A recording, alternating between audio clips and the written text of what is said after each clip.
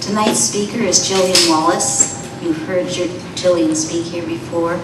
She's a poetry prize winner. She won the Diana Bregner Award last year for art. And I have a few other little notes here that might help you get to know her a little bit better. She won the men's rifle shooting trophy in high school. She worked as a gas girl, toy seller, and legit pill pusher. Watch the tripod. She says her brain is a better barometer than Environment Canada. And she wrote her PhD thesis on original sin. So she's the perfect person to talk about dead poets. Gillian Wallace.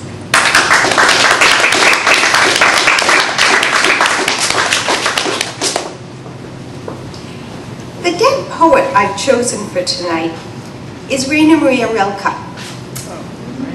And I've chosen him because he's the poet who probably most influenced me to write poetry. He's the one who convinced me that poetry has power, that it can transform lives, that it can change the way you think. Rainer Maria Rilke is a man, for those who don't know, but I think everybody here knows him. He was one of Germany's most important poets. Like many, he did not have a happy childhood. He was born in 1875 in Prague to unhappily married parents who put him in a military school so he could become an officer. It didn't suit his temperament, and unfortunately, an uncle helped him out. But in 1916, he was called up for military service. And while he was only there briefly, it practically silenced him as a poet. Fortunately, he refound his voice and went on to publish. And the book I'm going to read an excerpt from, a poem from, The Book of Hours, was published when he was 31 and was the first one to be recognized as his great work. Another famous work many of you will know is Letters to a Young Poet. Rilke's poetry focuses on the difficulty of communicating with the mystical, with the ineffable, during times of anxiety, loneliness, and disbelief, which Europe was living through during the time during and after the First World War. This poem was particularly powerful for me because my own relationship with God at the time was pretty damn uneasy.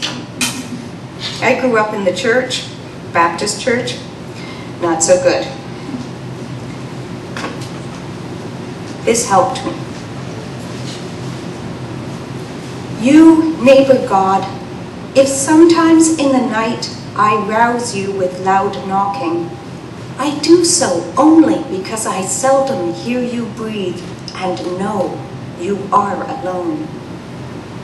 And should you need a drink, no one is there to reach it to you, groping in the dark.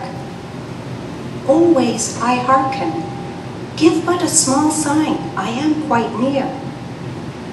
Between us there is but a narrow wall, and by sheer chance, for it would take nearly a call from your lips or from mine to break it down, and that without a sound. The wall is built of your images.